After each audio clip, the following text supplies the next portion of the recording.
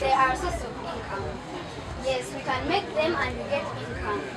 And also apart from income, we are learning that instead of just wasting our waste products, we can make something.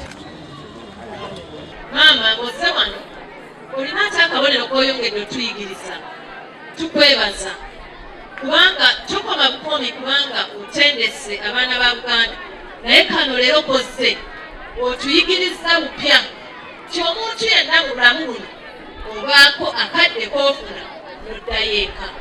I often find myself asking what happened to our schools, Lake Victoria School, which is a beautifully established institution. Crucial for, we must advocate for government resources to rebuild and refurbish the infrastructure of these institutions, while also engaging the private sector to secure funding and resources for educational programs and technological innovations.